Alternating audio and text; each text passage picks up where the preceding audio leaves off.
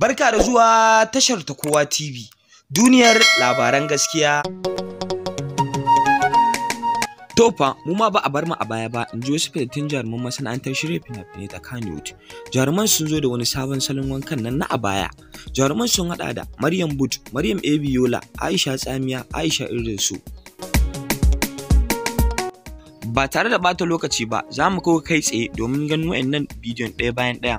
Kamar dai kullum, idan wannan ne farkon ziyartar ku wannan tashar ta mu mai albarka, muna so ku danna mana subscribe, kana ku taba alamar ƙararrawar sanarwa da alamar liking ga wannan bidiyon domin samun labaran gaskiya da hakika.